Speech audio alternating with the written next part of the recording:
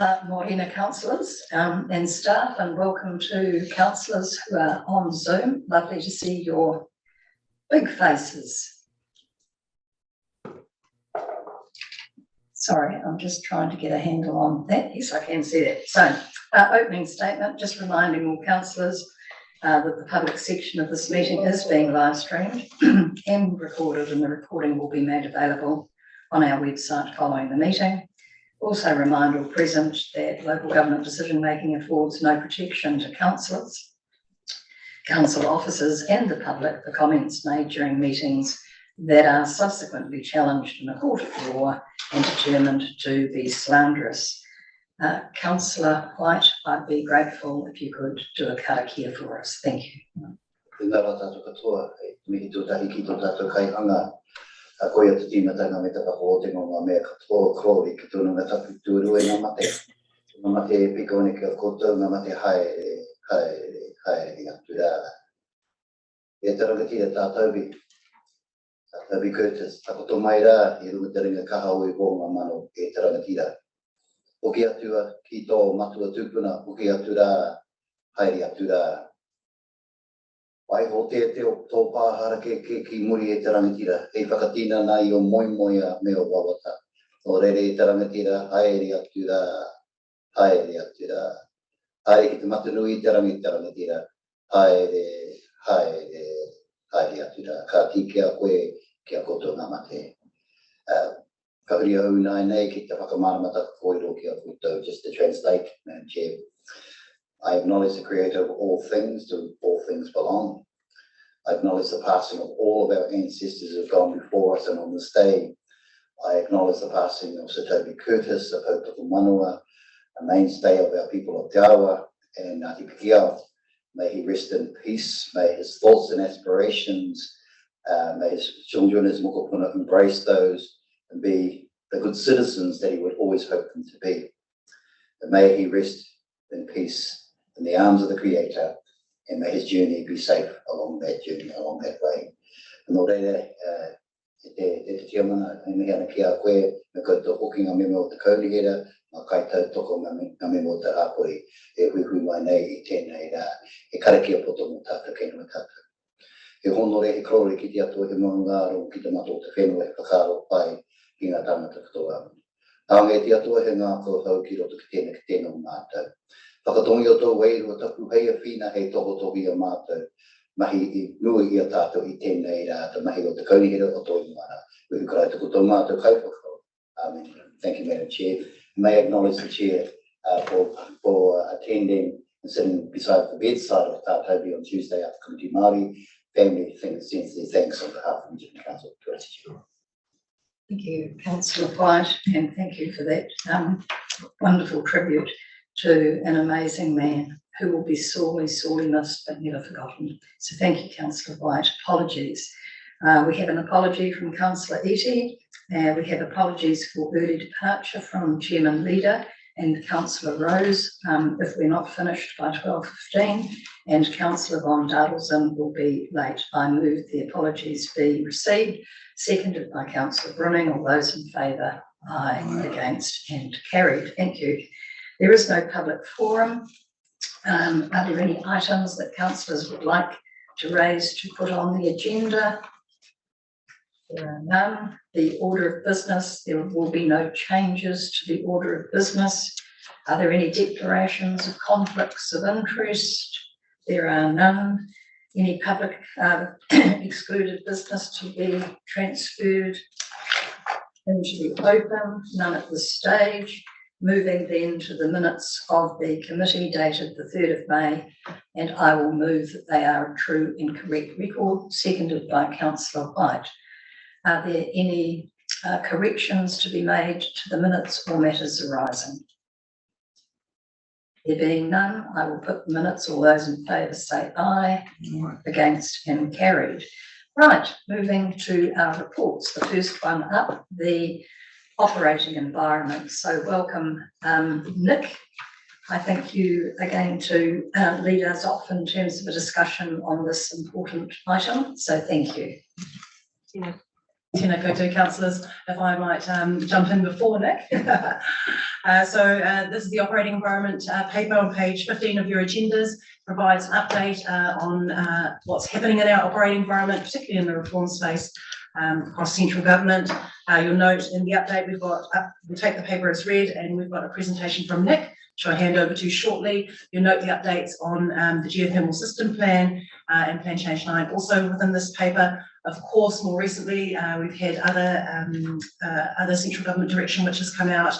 In addition to Minister Parker's speech at Local Government New Zealand, we've had the announcement that the PTOM, the Public Transport Operating Model, is going to be replaced with a Sustainable Transport Framework. We've had the MFE guidance on the NES for freshwater in terms of natural wetlands and how that may or may not apply to coastal marine areas. Also had the reshaping streets proposal come out too. So those are just some in addition to what we have here in the operating environment paper. But I'll hand over to Nick to take us through the National Adaptation Plan. Te Maori councillors, I've prepared some slides just to give an overview of the National Adaptation Plan, which I'll go through now. Happy to take any questions as we go. So just covering off the basics, as you know, it's the first adaptation plan. I think that MFE, what this is about laying down the foundations. So it's they've put this out as a forward work program, and it'll emerge over the next 6 years how these things will play out. If you've had a chance to read it, there's a lot of actions which will be taken and scoped out over this period. It'll be monitored by the Climate Commission, and central government agencies will publish their own progress reports every year from next year. Another point to this is that it responds to the first national risk assessment. So that's the process it's been following. In terms of some of the critical and useful actions which I think have been identified in the plan, central government will be updating climate projections and data sets as more information comes from IPCC. So that will happen next year. There's also an action in the plan to scope out a national information portal, climate and natural hazards information portal. So that will be scoped by the end of 2023. An interesting action that you might be interested in is the Maori Climate Action Platform, which is one of the critical actions identified. At the moment, it looks like it's going to be a strategy or framework and funding. It'll be part of that platform. The initial action in that is to establish a governance group around it. From Committee Maori on earlier in the week, I would hope that projects such as one that were presented to you may be able to access this funding, this platform going forward. Another action there is improved hazard disclosure on limbs. So that's going to be progressed by a legislation change, I understand, in the next little while. And MFE and DOC are also going to have an integrated work program of climate and biodiversity. That's part of the actions. Yeah, absolutely. Sorry to interrupt, but I think we've got to take a realistic view of this. I mean, when I read this, I thought, you're going to achieve this in 6 years. I don't think there's an alter showing how you're going to do this.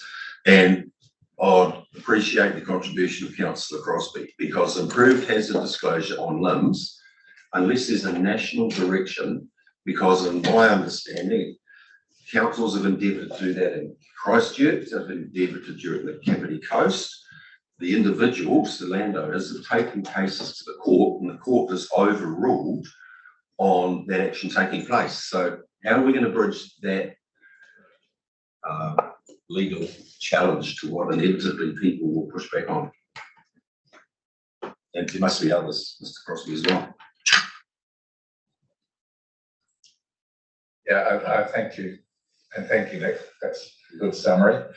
Some critical parts missing, of course, funding. And Minister Shaw was upfront about that, and still working on how adaptation will be funded moving forward. But generally, there is support for the framework because it will start over time. And the 6-yearly thing is a 6-yearly review.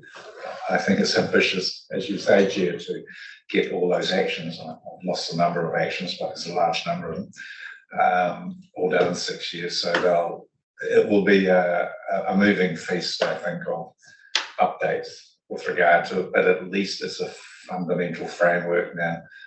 We understand the funding detail will come next year.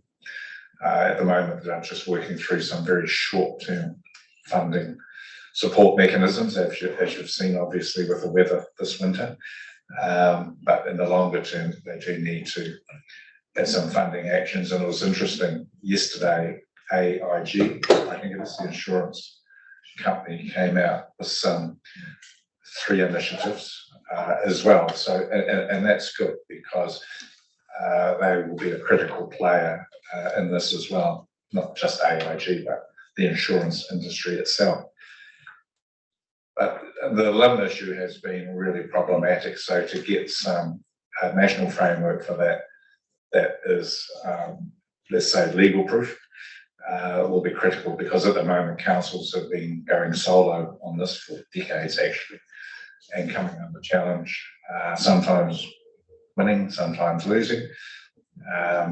So that needs to be sorted out. And of course, there's a strong linkage between the Adaptation Plan and the RM legislation moving forward, particularly in the adaptation space, which is the 3rd leg of the RM reform. So a lot happening, but generally the sector has supported the framework as a start.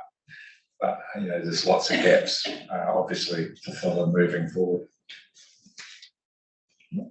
Thank you. Yeah, I think that's an overriding message, is an ambitious work program for the next 6 years that needs to roll out. A lot of pieces need to fall into place for it to create a whole system around adaptation.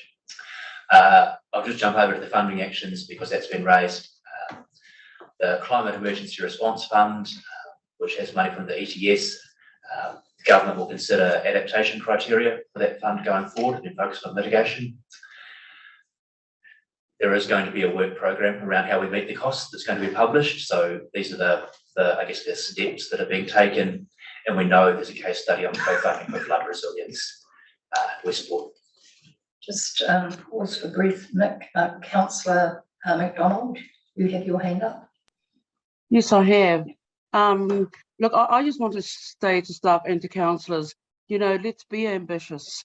We're talking about a deadline, but let's be ambitious, because the reality for our constituents is it's happening around them. And so I think we should be doing all that we can, and not having to wait for external responses. We have a responsibility in our region to our constituents, and we already have examples of the impact of climate change now. So, I actually applaud that we are being ambitious, and I would support us to stay in that vein and keep going. Thank you, Councillor McDonald. Back to you, Nick. Thank you. I'm just going to duck back to Councillor Crosby's already alluded to the reform actions. I've added in another one there, the future for local government. All of these are very, very big pieces of the puzzle that touch down on adaptation to help implement the adaptation plan that need to fall into place. So, of course, in no particular order, the National Planning Framework, which is going to provide direction on how to achieve climate outcomes, and the Natural and Built Environment Act, got the Spatial Planning Act and the Regional Spatial Strategies and how they will identify areas at risk. We've got the Climate Adaptation Act, which will sort out the technical and legal processes around retreat, and of course, future for local government in terms of what local government does and how it pays for it. So there's a big lot of pieces to fall in that space. I think one of the areas that is still weak is the regulatory environment to stop building in the wrong places. Since the RMA, we've seen Environment Court judges make decisions that overturn council decisions based on science, etc. And as a consequence of that, Christchurch earthquake is slightly different, but we did see an issue there as well. So there does need to be a science-based regulatory framework coming out of all these reforms to protect people's homes moving forward. You know, we can't go backwards in terms of where homes are at the moment. And that's a big part of the adaptation strategy. But what we can do today at a local level and sub-regional level through smart growth and the TLAs and this council is to be sensible and take a sensible science-based approach as to where we build our new homes. And some people looking to build them as an example on swamp farms doesn't seem to be the smartest idea in the world moving forward, which is a proposal. You know, we've just got to be realistic. You know, homes are people's biggest investments, and to allow them to happen, to be built in areas of risk, multiple risks, is not good leadership. Here, Councillor Love. Yeah, thank you, Madam Chair. There was an article on the radio this morning from the insurance industry which said that effectively building on flood-prone areas has stalled completely and isn't going ahead. And certainly, I think what will happen, even if legislation doesn't happen, the inability to insure anything in the future will certainly prevent that, and indeed will have a hand in moving those settlements to a safer ground. Back to you, Nick. Thank you for those comments. We'll jump over that one. In terms of guidance, there is direction in the NAP that councils need to have regard to the NAP when making or changing resource management plans. There's also some default climate scenarios as part of that. They have just released also interim guidance, or updated the sea level rise and coastal hazard guidance. So to take in the latest IPCC report and the vertical land movement information that's come out of the New Zealand Sea Rise project. Our staff have looked at that guidance and think that we're well placed with the work we're already doing and providing advice to territorial authorities and their district plan changes. So that goes to the point about not increasing our exposure. And there's going to be a rolling program of guidance for local government over the next 6 years. So we're going to get drip fed bits and pieces of guidance as we go. But as Councillor McDonald said, we still need to crack on ourselves.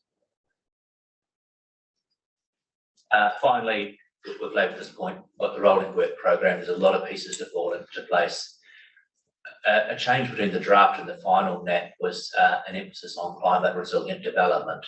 So that's Control 5, that's found its way into the document a number of times, 27 times. They speak of it in the NAP as development in the right place.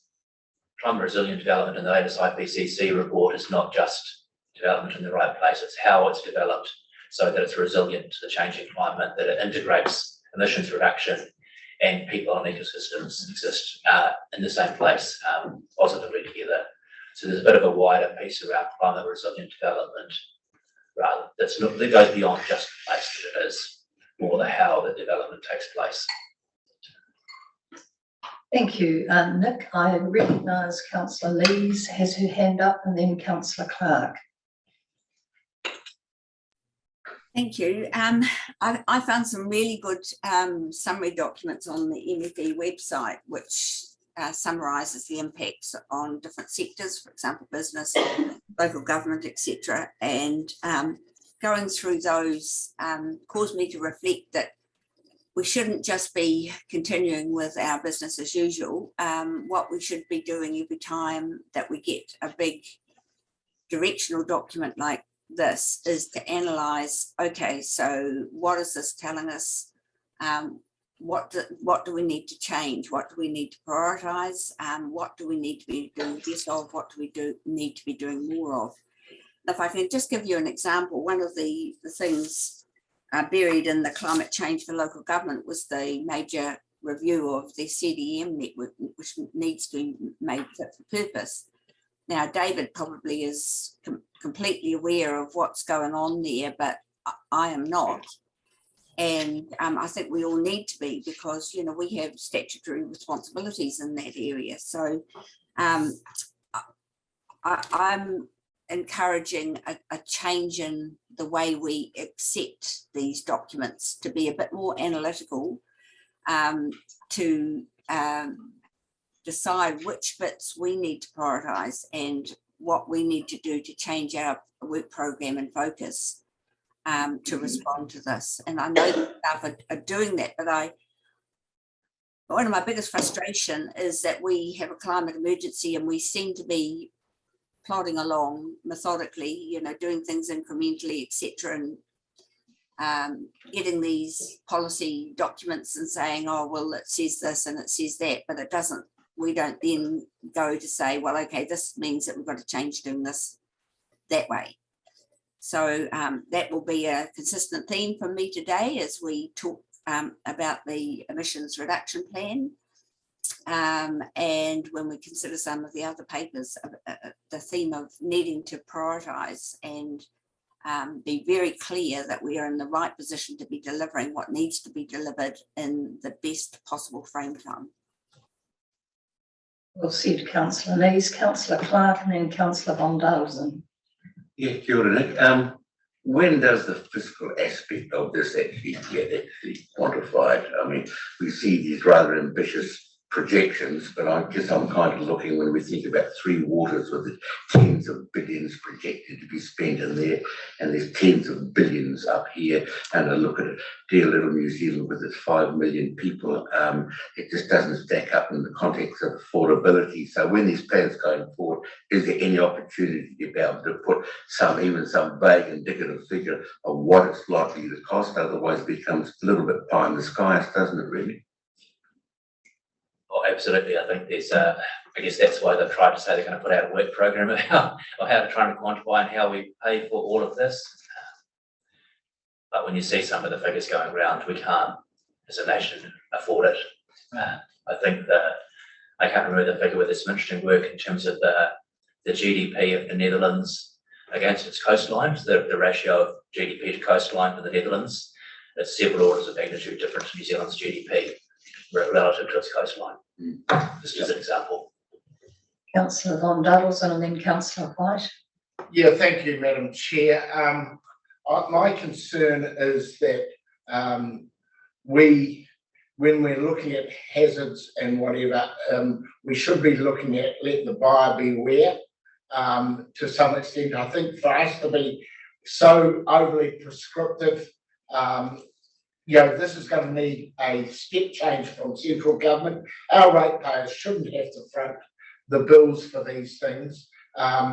People if they make decisions, especially on new developments, let the buyer beware if they are building in the wrong place and they've been warned, and our job is to warn, in my view, not necessarily to prevent, then the onus goes on to the landowner, and because otherwise this is, as you say, the bill for this, our ratepayers can't afford it. Central government needs to step up and be very, very clear where liability lies and not push it back on ratepayers, whether they be territorial or regional.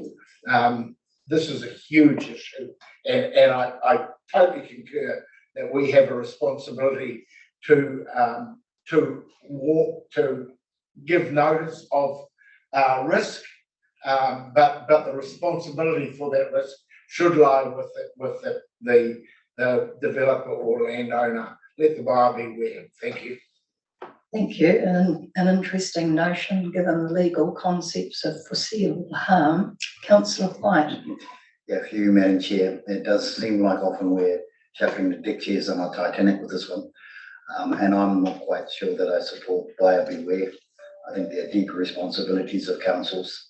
If you look at what's happening in Nelson and down that way at the moment, councils are getting a hiding around their supposed neglect in this particular space. So I would certainly challenge that, which makes it sort of interesting in the context of expansion plans for new cities and growth along the coastline here. I just wonder what place is going to be right to build upon, how we're going to actually cater for that sort of planning that's in vogue right now. So it's just a comment, really. I think it's, and I take on board what Jane has said and Councillor McDonald. You know, we really, as regional council, have to really focus on our part of the world and what is best for our part of the world. And actually, we have a responsibility to also suggest what might be best for our ratepayers as well, in the context of the knowledge and the information that comes across this table. Thank you. I'm just conscious we've got another couple of presenters, Penny and Freya, in terms of the Rotorua Geothermal matter. But my comment would be, and if you've all got a copy of that, have you? That's the latest in terms of the government reform agenda. Have everyone got a copy? So through the chair, what Councillor Thompson's holding up is the latest DIA update, which is a diagram of all of the reforms. So we will ensure that we get that to all of the councillors. It's a sort of a plan on a page, so you can see all of the reforms and where each of the parts of the reform is up to over the next 3 years. So we will ensure we circulate that. Thank you. My comment would be that Ian Foster would be incredibly envious of this rolling wall of reform. It is absolutely, even compared to 1989, that's how old I am. I have never ever seen a rolling wall of reform like this with so much complexity and uncertainty. And I totally tautoko Councillor Neese's comments that we need to stop and stare and think about how we're going to actually manage going forward, and particularly in terms of prioritisation. We cannot keep throwing resources at resources without more certainty in this era of huge complexity. So I think today is going to be a good opportunity for us to possibly get some messaging around the need for us just to pause and think about how we're actually going to prioritise going forward into the future. And that'll be for the new council, obviously, to decide. So sorry about that, Councillor Love.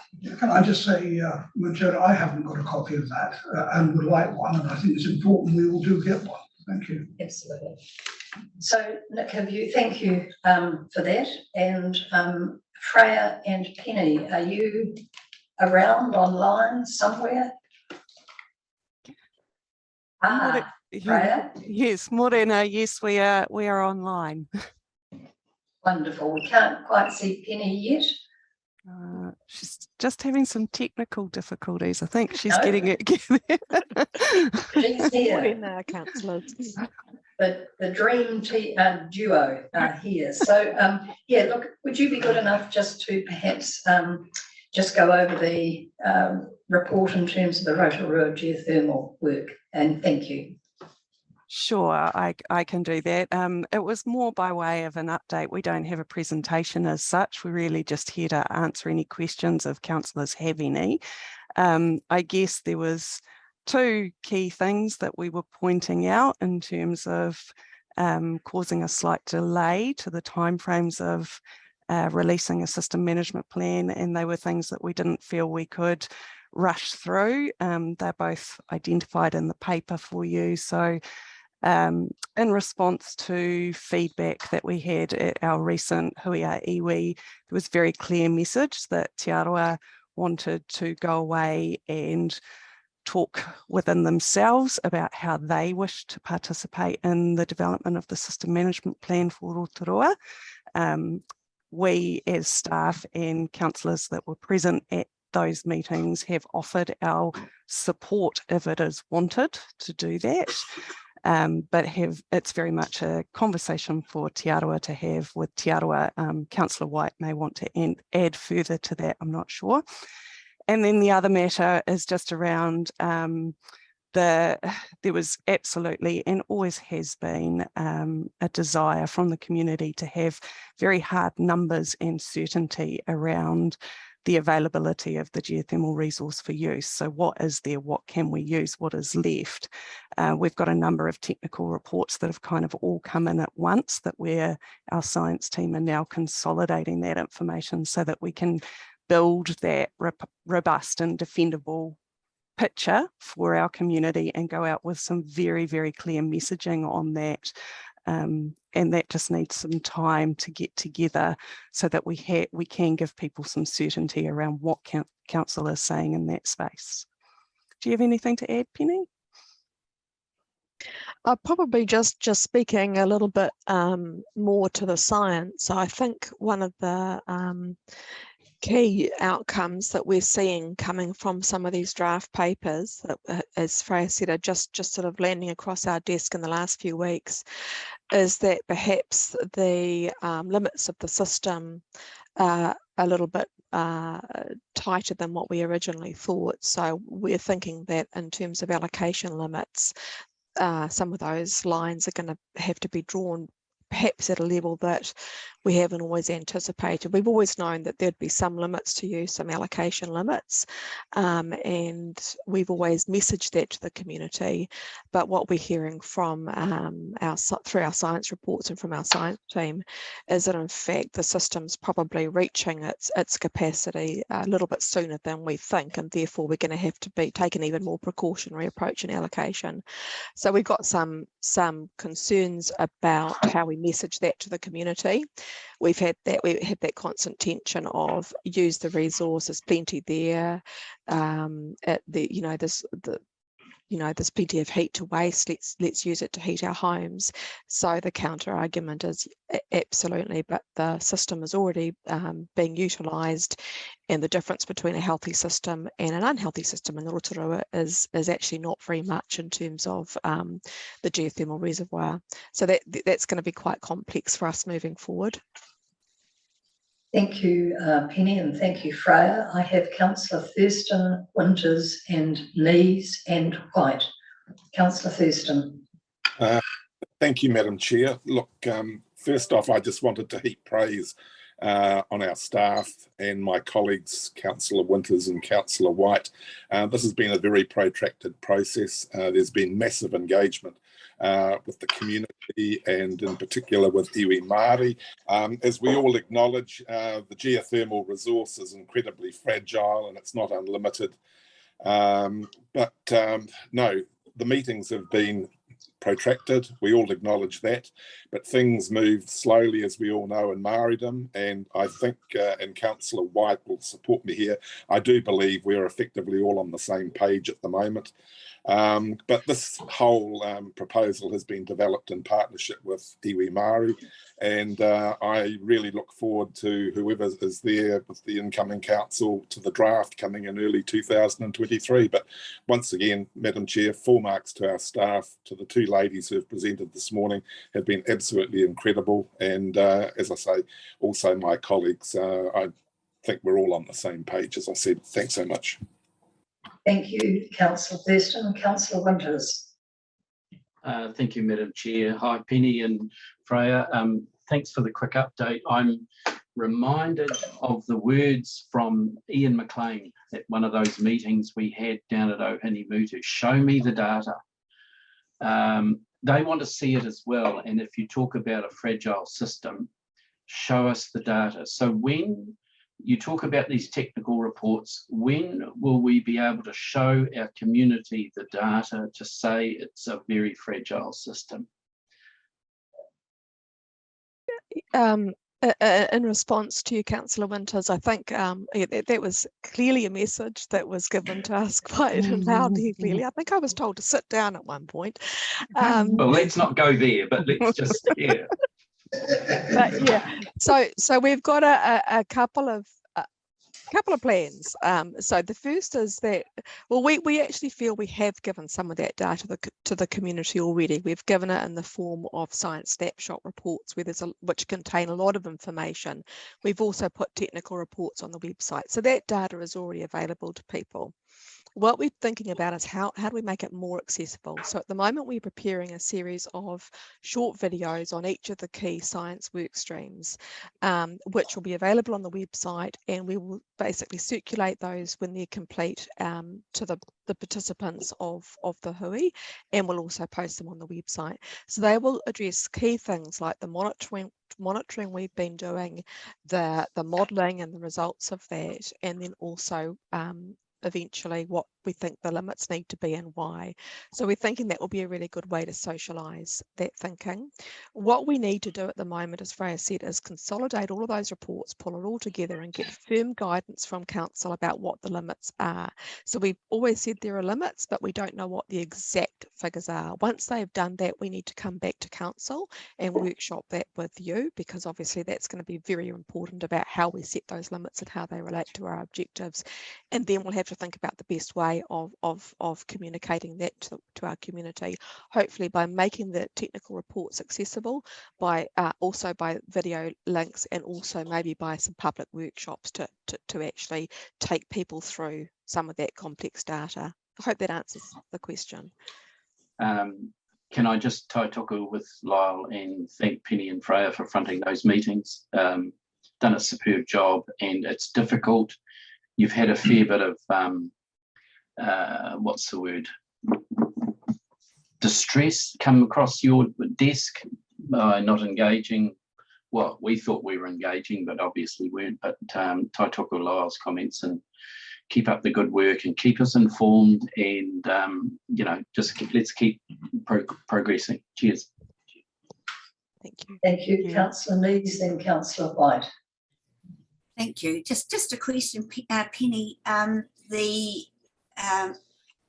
understanding or the misconception that there is unlimited resource there, is that coming mostly from Pakeha, or is it coming from Maori groups? Because I would have thought that because they live so closely, many of them, to the geothermal resource, they would have a fairly good idea of the Maturanga Maori that sits alongside our Western science for monitoring.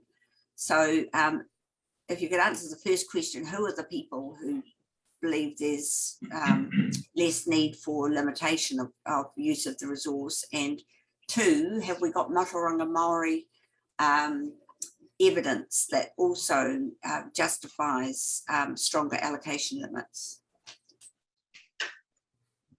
Thank you, Councillor Lees. I think it'd be fair to say, and Freya, jump in as well with your thoughts, but I think it's fair to say that that feeling is coming across the board. So we hear a lot that people accept that we need to you know, protect the taonga of the surface features of the guides as the ngāwhā first, but there seems to be a lack of acceptance of the message that to do that means to limit some uses. And I think that it is coming across the board. It of course is a historical discussion that we've heard very strongly come from the likes of Rotorua Lakes Council and other industry groups. So I think there's a lot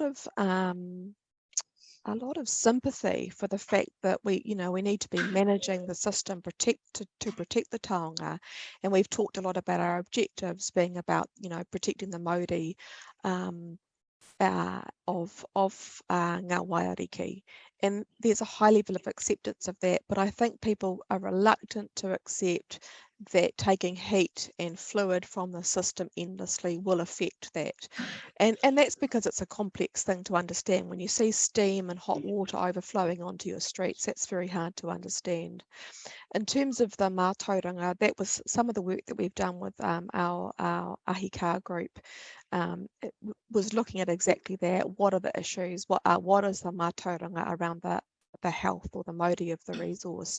A lot of that report looked at wider Te Ao Māori perspective, which is the health and well-being also of the community. So that took us very much to the conversations around prioritisation of use, where Māori has been disenfranchised, disconnected, and lost their ability to act as kaitiaki and to access the resource. And so that's the other stream of the work that we've been looking at really closely. So if there is a limited resource, how do we allocate that and who gets that allocation? And we've heard a very strong message coming from our hui that we need to make sure that that the communities that live with that resource have prioritization and use of that. But yeah, it's an ongoing problem for us, sort of messaging back to the community that there is ability to use this resource to a point, but it's not an unlimited resource, and we need to be managing that to protect the taonga in the first instance. What an excellent response. Well done, Penny. You should stand for politics. Councillor White. Yeah, good. Just want to acknowledge what Penny and the team have said, and also Lyle. I facilitated the Hui with Te Arawa, and what was quite clear was that Te Arawa wanted to go away and look at how they might look at this from a Tauranga point of view, from a solutions point of view, uncluttered in their thinking and cohesive in their support for each other. And we're talking about the three critical villages here, Whakarewarewa, Wahunamutu, Ngāpuna, of Ōwhata areas. And of course, Te Puia as well, because the land there has been returned to the iwi, the business has been returned, and Puhutu comes under their purvey as something to protect. And for them, it is all about sort of the opportunity to continue the undisturbed use, the bathing, the cooking, the warmth and heating, and the healing. And I guess they take umbrage sometimes at the use of the resource. For example, in hotels, they get the heating and everything else, and geothermal resource, and next door in the wharekai, they are on gas. So these sorts of priorities are misaligned in their view. They will be all for looking after the taonga, no doubt about that. And they'll be interested in seeing the data, so that in fact they can actually be more, not just input from our taonga Maori, but also be able to see the science, the Western science sense and the data, and being able to bring those together and have an away day, if you like, where they can actually think that through, work it through, and come back with some supportive suggestions about how this thing should go. That is the intent. And I think to Freya and the team and Penny, certainly that we should happen as soon as possible to meet the sort of timelines you're talking about, Lara. You know, as I said, it's really, really important for Te Arawa to be on board with this. They're the ones with the history who had 100 years with a connection to this. And they don't really have, apart from some who look at the economic returns that they might get, it's a bit out into the lakes, the Taekes and others have got geothermal resources that might contribute to the energy grid. The ones in the city and the urban areas who have lived off this particular resource, or the issues that I mentioned, are very clear. They want to resolve this and they want to be part of it. Thank you, Councillor White. Brilliant. No further questions of Freya and Penny to the dynamic duo. Well done. Absolutely brilliant work, and thank you very much indeed for coming along today to present. So thank you. So we're going to now return to the report in general. No further presentations, no muta. So councillors, in terms of this report in general, are there any further questions or comments that councillors wish to make before we move its receipt? There are none. I shall move receipt of the report, seconded by Councillor Crosby. All those in favour, aye. Against, and carried. Thank you all very much. Sorry, We're now going to move. Sorry, Madam Chair, I was a little bit slow. I did have one comment, if that's possible. It won't change the recommendation at all, but just a comment. Certainly. It's just about the scope and scale of the change, which is almost indigestible. And I guess what I'm worried about are those quiet changes that are coming through that we weren't expecting. For example, the PTOM change, which Namuta mentioned, and I suspect there'll be a lot more change coming through in the transport space because there are so many areas that need to be fixed. But I guess my question for staff is, with all of this change, what is the biggest risk for us as council? That's, Councillor Nees, could we leave that question on the table? And it certainly needs to be addressed. And I think it's going to be a prevailing theme as we go through today's meeting, that we need to understand that. But if we could just give staff some time to think about that, and we'll come back to that if that's okay with you. Absolutely. I just think that we're going to, as I mentioned previously, we're going to have to prioritise to put our efforts in the areas where it's most important for us to do our job well. And to be able to prioritise, we need to understand what the risks are of all of this massive overlapping, fast changing, coming at us like a freight train change. So I think we need to develop some sort of framework which will help us prioritise, and to reconsider how we structure ourselves, because we're going to be moving into a new triennium and we'll be reconsidering our committee structure. And I do believe that we're probably going to have to change the way that we're structured to be able to cope with the challenges of the future. Councillor Crosby? Yeah, I support that. In our briefing, I suggested that we develop some 101 on a page, highlighted fact sheets, really, particularly for the new council, just so they can start to understand, the challenges ahead and the detail. But I do support. We can't do deep dives into all this.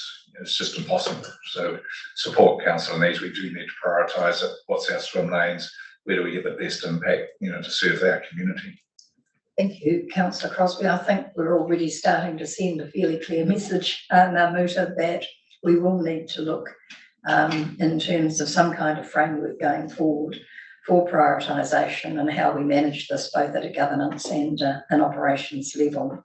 So if you'll give that some thought with your teams.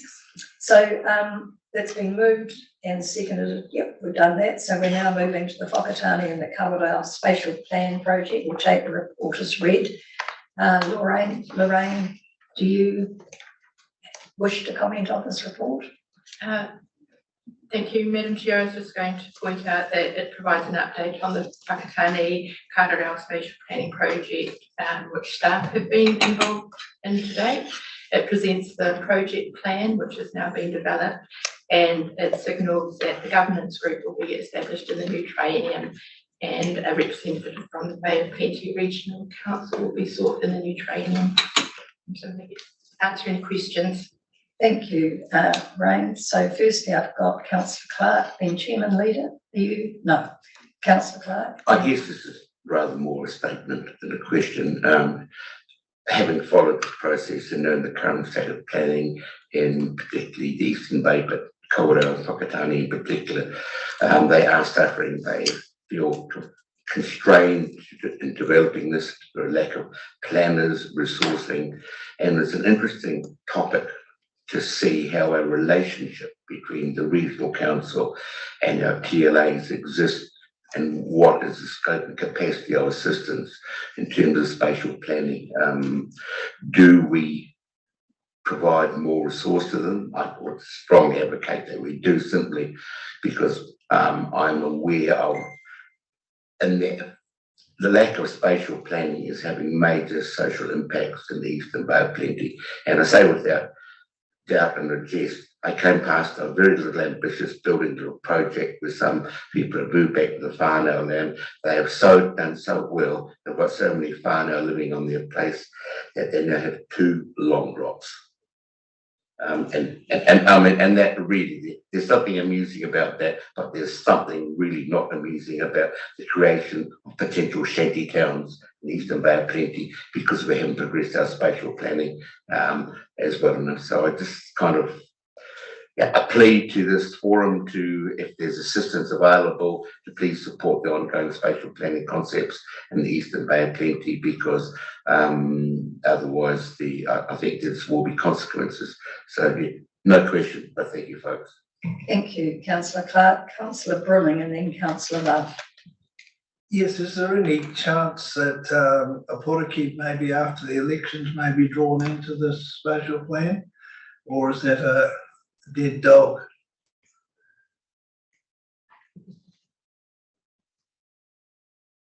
So through the chair, there's always opportunities for ongoing conversations with our partners in this space to see if that can be extended to a portakey. So certainly I would anticipate further ongoing conversations.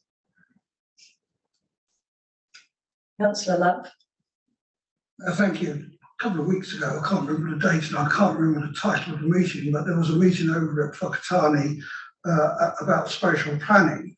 And what really concerned me there was the fact that everybody seems to be doing individual spatial plans, which to me makes no sense because you've really got to do it on a regional basis. Now, I understand the political difficulties of doing it on a regional basis, but surely it makes no sense for just small satellites to have their own spatial plan unless it fits into a whole somewhere. Thank you, Councillor Love, and a very, very good point. And just before I recognise Councillor Neves, the Smart Growth Spatial Plan has now renamed itself JSP and does not intend to take a full wellbeings approach. This plan does. And then we're going to have a regional plan. So how on earth are we going to reconcile the lack of a full wellbeings approach in the Western Bay with a full wellbeings approach in the Eastern Bay, and let alone what Rotorua is going to do? So I think combined with Councillor Love's comments, you know, we really do need clarity around the process for actually developing a regional plan and those kinds of conflicts. So I don't know whether either of you would like to make a comment on that. So through the chair, absolutely, there's a critical element here in terms of the importance of that regional spatial plan and pulling everything together. It is really important. From memory, we did bring a report to council. I can't remember which one, just in terms of the overarching contents of the spatial plan. Certainly we'll work with staff to work out the best way to loop back and piece the puzzle together. But I don't know, Lorraine, if you had anything further to add? For you, Madam Chair, just to add that it's kind of vexing for us as well because we're waiting the legislation which will specify the spatial plan for the regional requirements for the regional spatial strategy. So we're very mindful of it and we're very aware of the different approaches in the sub-region. So as I've noted, staff have primarily been involved to try and keep the consistency at the regional level for the sub-regional initiatives at the moment, and hoping to bring them all together successfully when the Spatial Planning Act gives us the requirements for the regional spatial strategy. Okay, we'll wait and see. Councillor Neves and then Councillor Thurston. Councillor Neves. Thank you. I just wanted to report back on a couple of conversations had yesterday. One at the Smart Growth meeting where it was agreed that Smart Growth would do a gap analysis of the spatial planning legislation as soon as possible to match what Smart Growth is doing now with its slimmed down JSP, which is really just a future development strategy update without the full wellbeings approach. So that will be brought back to the Smart Growth table, hopefully at the next meeting, because the legislation should drop at the House in October, which I am hoping will cause Smart Growth to revisit its decision to not take a more robust wellbeing approach. So that's one thing. There is an opportunity for a review of Smart Growth and its approach to spatial planning once we get that gap analysis. The other was a conversation with Mayor Judy Turner because we shared a seat at the hearings for the public transport plan, or shared the side of the table. And I asked her about Potiki and whether the door was still open. And she said yes, that they are trying to keep that door open and keep the information flowing so that at any time, if there be a change of heart within a Potiki, they can move across and constructively input into that document. So they haven't given up hope. And they try to keep those lines of communication open so that a Potiki can join them if possible. Thank you very much, Councillor Neves. Councillor. Just continuing the line of conversation, and feel free to neutralise me at any point you wish. But at what point can we have a discussion about a combined spatial plan for the whole of the Bay of Plenty rather than these piecemeal ones, which dovetails with Councillor Love's comments? Yes, thanks, Councillor Thurston. What I was going to suggest, and I forgot it, was that we do have an item in public excluded at today's meeting where we can in fact discuss spatial planning. So if my colleagues are happy with that, I apologise, Jenny, I omitted to do that, but I would like to move that we have a discussion with public excluded on that particular item. Do colleagues agree that that's acceptable? Thank you. I've so moved, seconded. And Madam Chair, can I just reassure you that I will avoid the green room in future on all occasions? So thank you. You'll be sorely missed, Councillor Thurston, but thank you for those comments. Any further questions or comments? Oh, sorry, Chairman. Thank you, Chair. Look, I think it's important though, for the record, the issue that Councillor Brunning raised, this organisation has been endeavouring to encourage the region to engage in spatial planning for how many triennium now, and it was called, can't recall the name, but it was called 12 years. Invest Bay of Plenty. And the reluctance either comes from the executive within the other regional authorities, the other local authorities, or the governance. Until that's fixed, I don't think you get much change. And clearly, the proposal under the RMA, through the Randerson report, is endeavouring to fix it. Thank you, Mr. Chairman. Right, no further questions or comments. Move receipt of the report, seconded by Councillor Crosby. All those in favour, aye, against and carried. Moving on to the National Policy Statement for Indigenous Biodiversity. Hello, morning, Morena, Lisa, lovely to see you. And Julie, thank you. Just before we have you comment to us on this report, I really want to address with you, Ngā Muta, the issue around, yet again, another seemingly huge piece of government reform that we are going to have to deal with still so much uncertainty around exactly what we're going to have to do, by when and with what.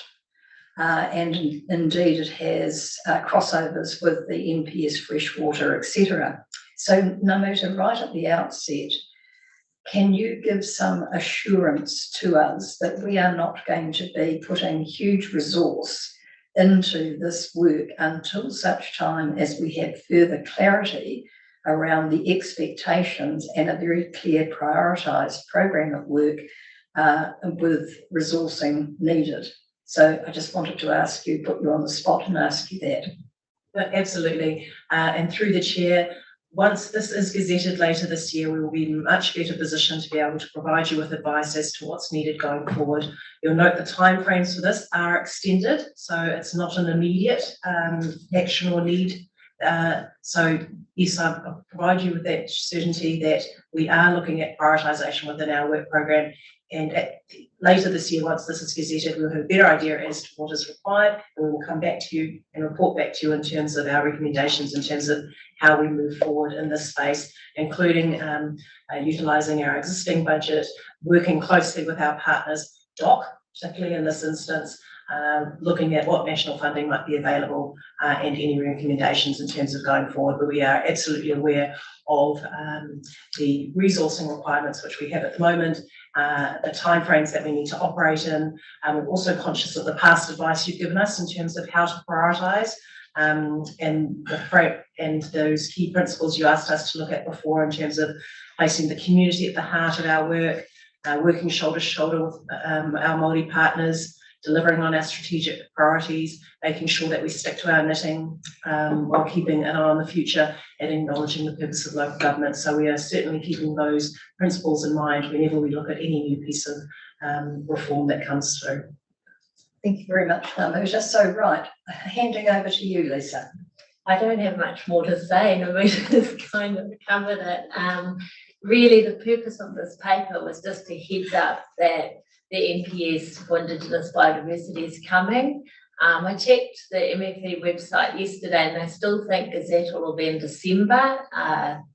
That's ambitious. I'm sure they received a lot of feedback on the recent exposure draft. So the plan, or the purpose of today, was to say it's coming and we'll report back to you when it's gazetted, which they're hoping is December. Thank you, Lisa. Right, I have questions, comments from Councillor Crosby, Chairman Leader. Yeah, thank you, Chair. You may not be able to answer this, but one of the controversial issues is SNAs, and fundamentally a responsibility in the first instance, as I understand it, the TLAs, but supported by the Regional Council, apparently to be identified by an ecologist. I hope I pronounced that correctly. The issue is, though, and they do talk about criteria, what exactly is the criteria that that expert would be looking at to make that definition? Because up and down New Zealand, it's a really hot topic at the moment, to say the least. It has major ramifications on productivity, on existing land, and also potential urban development.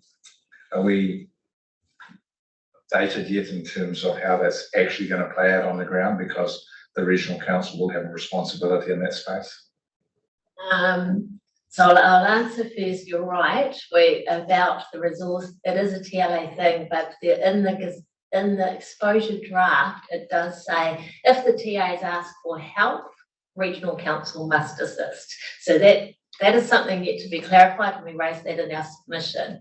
As far as the criteria goes, it is very similar to what has been used and is already in our district plans in the region. It's not too different. One issue is, well, Portiki yet has to put theirs in the district plan. They've mapped it, and Shay, our ecologist, does say that some Rotorua and Whakatane is slightly dated, but the criteria should not come as any surprise. It's kind of an agreed criteria that's been used by ecologists over the years. Chairman. Thanks, Chair. I just want to endorse your comments, because when you read this, the question to me is who's driving the bus? Who's in charge of the bus on this? And if a territorial authority requests assistance to do this, clearly says the Regional Council must respond.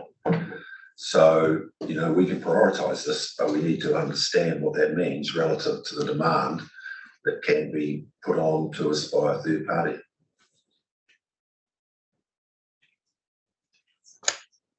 Just that particular comment could also be added into a framework, you know, that we make an assessment against. Councillor Neves. Oh, thank you. My only comment is I know that there is a major review of DOC that has been delayed.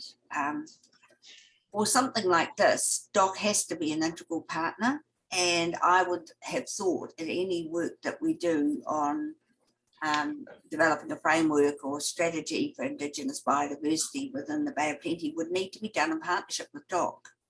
And I just encourage that we keep very close to DOC when we are considering what we're going to be doing and what our policy settings are likely to be. I don't know whether government intends that our biodiversity strategy should be binding on DOC lands. We have a large percentage of them in the Bay of Plenty, and unfortunately DOC isn't resourced to look after them the way that most of us would think would be necessary. So bottom line for me is I just hope that we will be working very closely with DOC and trying to develop really good partnerships with them as we consider what our approach to this is going to be. Thank you, Councillor Neves. Councillor Clark. Yeah, this is a really interesting piece of legislation. I mean, in our local TLA plans, I think a lot of biodiversity is catered for. We have Ngāwhina Rahui, we have Kiwi2 accommodating systems in place, and this is almost like another layer. I think New Zealanders, I'm pretty bloody green, but New Zealand farmers, who are going to be the people most heavily impacted on this, are doing a pretty good job. And I don't really feel comfortable with actually putting more pressure out in that space by putting another layer of bureaucracy in there when we're actually doing well in that space. So I just kind of table that sentiment. Thanks. Thank you, Councillor Clark. Any further questions or comments? There being none, I thank you, Lisa and Julie. I'll move receipt of the report. Seconded, Councillor. It's number of reports online, Councillor Thurston, Councillor Anderson. Councillor Thurston, all those in favour, aye, against, carried. We're now going to break for a cup of coffee and we'll have a 15-minute break, if that's okay. So we will be back at 10 to 11. Thank you.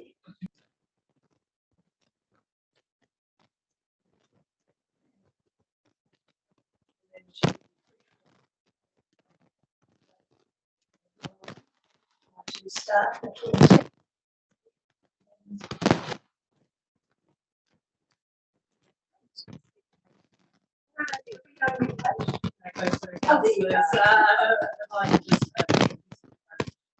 Today, in terms of the freshwater,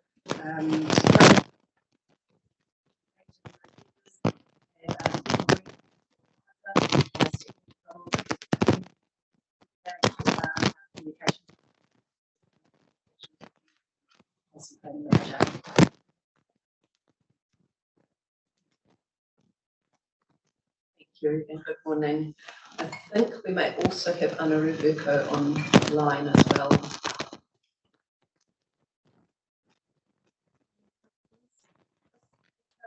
A regular update paper that you received.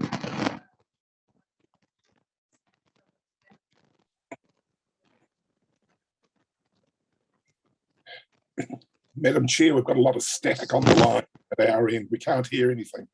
I don't know whether it's just me or others on the Zoom.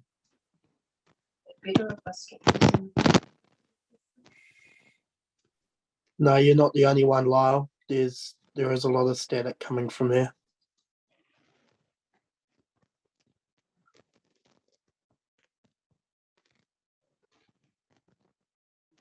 Again, I can see how it is. I'll try not to move any paper. How's that, Lyle? Sounds good, Lyle. Yeah. So the main topic of the day, we have signalled to you at earlier meetings that we will come to talk to you before your last strategy and policy committee meetings of this triennium about our plans towards communications and engagement next year. So Steph and Kate will shortly outline our early thinking. Just on other topics in the paper, just note that in section 2.1, we note that we are starting to seek input and feedback from iwi and from district councils and shortly the Rural and Environmental Sector Organisation Forum, our advisory group members, about some of our working draft policy options. So that's happening now, so that we can develop them further and have better drafts and better rationale by the end of the year before our public engagement on those drafts. Date to the part in section 3 around national regulations. In relation to freshwater farm plans, we understand the paper was submitted to Cabinet and discussed at a Cabinet meeting on the 1st of August, and indications from MFE are that we will receive it, but we haven't received it at this point. So that was around decisions prior to drafting of the freshwater farm plan regulations. And we're looking forward to receiving that material to understand more about the direction from government as to what will be drafted. The other update is in relation to the amendments to the National Environmental Standards for Freshwater. There was consultation on amendments in July, proposed in July. Instead of the next update being the actual text and gazettal, we have just seen another round of consultation open from the 10th of August till the 21st of September, focusing on whether the National Environmental Standard for Freshwater Wetland provisions should or should not apply in the CMA, coastal marine area, and if they do, under to what extent. So our council and the regional sector will be providing very similar material to our previous submissions on that. So in terms of gazettal date, we're not quite sure. Other than that, if there are no questions, sorry, one more. We have attached a table updating you on progress with tangata whenua-led projects relating to freshwater, as well as engagement with tangata whenua. And there is one error, I think, when we've talked about engagement on freshwater long-term visions on page 66. We've said that Waitupui is in the Moao constituency, which clearly it is not. It's in Maori. So that's a correction. Okay. You have a comment on that? Ngāti awa and Taukure. Ngāti awa and Taukure. It's a friendly relationship. So we have a few errors there to correct. Now we need to receive the relations. Councillors, any questions at this stage of Nikki? Councillor Lees. Sorry, I'm a bit slow on my trigger finger today. I've had some discussions with some people about our protocols for use of Maori or te reo in our prime policy documents. And I am quite exercised about this because I believe that the vast percentage of our population do not understand te reo, and having the titles throughout our documents in te reo with the English afterwards, I think is creating potential barriers. It doesn't make our documents quite as easy to read for non-te reo speakers. So I have no issue at all with the use of te reo and the using te reo as secondary in titles in our key documents, and for tangata whenua related documents and Komiti Maori documents, I totally agree. Te reo, it's appropriate for them to for that language to go first in the titles. But I am concerned when I see things like our regional public transport plan coming out with Maori titles and then the English word underneath, and I actually found it obscured the document. So as I understand it, this is part of our internal brand guidelines. It hasn't been signed off by council as far as I'm aware, and I would like that revisited and re-looked at, please, because I think we need to make our, while we reflect our partnership with tangata whenua, we also need to be conscious of our wider community, and we need to make sure that our documents are easy to read. So that's just something for staff to consider. I also wonder, in the key messages attached to this program, we talk about working with tangata whenua to develop policy options. I think we also need to note that we're working with key stakeholder groups on the development of policy options.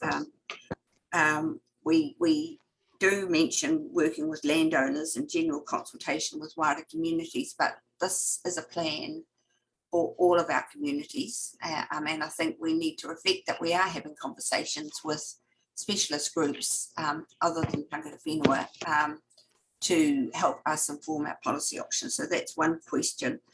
And another further topic I think it would be helpful for us to cover off is, how does this work fit with all the other changes that are underway? For example, Three Waters, replacement of the RMA with the NBA and SPA, and what the future implications might be. So they were my comments on your consultation document and the key messages. Thank you. Thank you, Councillor Lees. Mr. Chairman. Thank you, Chair. So, Councillor Nees, your comments have been noted. Suffice to say, the matter's been raised with the Chief Executive, and a policy or a discussion with councillors will be had in terms of prioritisation, in terms of headings for all council documents. So it's work in progress. We'll get back to you. So there were two further matters that Councillor Nees has raised. Steph. Kia ora koutou, good morning, councillors. With regard to the wider issues that are facing our community, Three Waters, RMA reform, absolutely, we're really aware that that will be a challenge for community. We will take guidance from our central government agencies where appropriate on the key messages and marry those up as best we can. But we want to target our communications in this particular project to focus on the issues at hand. As you'll see in the draft engagement, we recognise that while we have been involved with key stakeholders, iwi and hapu and local authorities for a number of years in this journey, your neighbours and my neighbours probably haven't been discussing fresh water as much as we have. So our plan is to spend the first quarter capability building that understanding and awareness of what those broad issues are. We will do our best to connect with wider legislative changes where we can. And in the second and third quarter, we look to have that consultation opportunities for feedback from the wider community. During that time, the iwi and hapu engagement, the key stakeholder engagement and the local authority engagement will be ongoing as it has been over the last few years. But yeah, it's going to be tricky. Is there anything that you'd like to add to that, Kate? Kia ora koutou. I think you've covered that really well, Steph. I think it's going to be, as Steph mentioned, there's probably a really broad spectrum of understanding within our community and key stakeholders. Some people have been on this journey from the beginning, so they'll be at a level where we can provide much more detailed communications. We can be providing things like technical reports where they're going to have that baseline understanding, but then we're going to have to marry that up with people who, like Steph mentioned, are just starting to learn about what we're doing, getting them invested and having really tailored communications to make sure they're understanding where we're at, the process and what we're doing moving forward and how they can be actively involved in the process. Well, thank you, Steph and Kate, for that. So, Councillor Nees, are you satisfied with that action? No issue at all. I applaud the focus on trying to bring our greater community along. It was just in the pre-policy development process, we need to acknowledge that we are already talking with councils and with key stakeholders. It doesn't come through very strongly in the document for me. Thank you. I've got Councillor MacDonald, Councillor White, and then the chairman.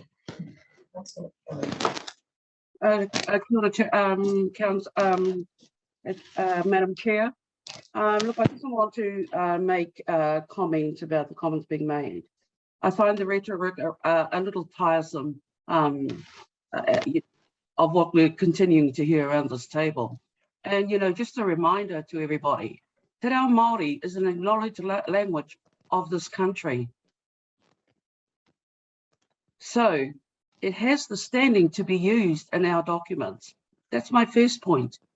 The other point that I want to raise is the concern of tangata whenua in the use of Te Reo Māori in our language. Applaud the use, but the question being asked is, are we giving enough emphasis around the understanding of where we're using this language and the context in which we're using it? That is the issue for Māori. But for me, we've got to continue to use the language because we have to show, as a council, as local government, that we too recognise the standing of Te Reo Māori in this country. In the comment. Yeah, just in response to Councillor Nees.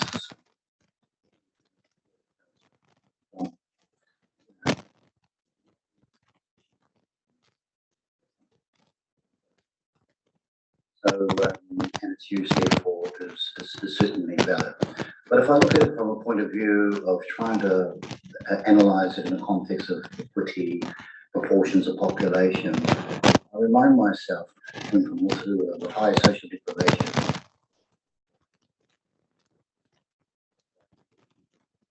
not a level playing field, do need that additional support to reconnect with what's happening. But there was one way of doing that, of recognising them as a particular scenario for participation in those. So I'm obviously very relaxed about the reo being there, because if people want to read past the reo and then look at the translations, they can do so if they're willing.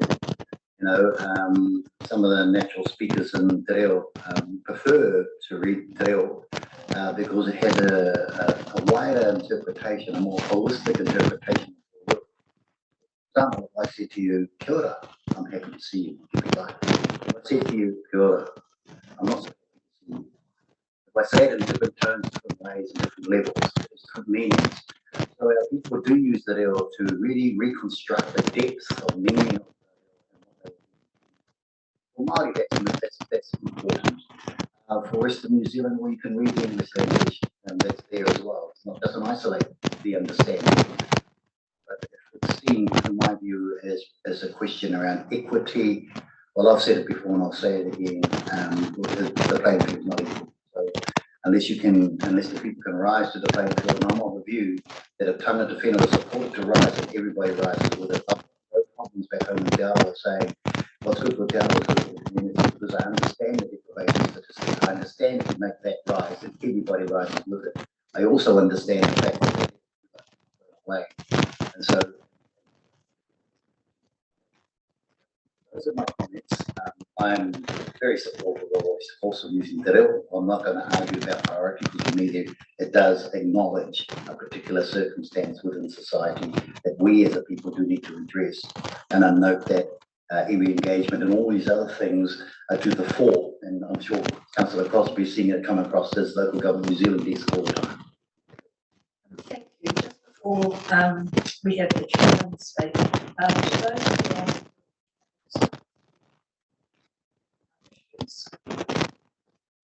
tunes of sound, is everything okay? Is it all okay, fine?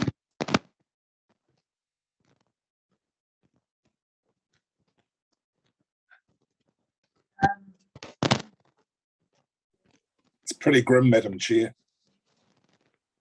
I don't know if I've sound. Te Taru, I picked up about 2 words. The rest was all static. I'm sorry. I don't know about other colleagues on the Zoom. Yeah, same here. It's all static.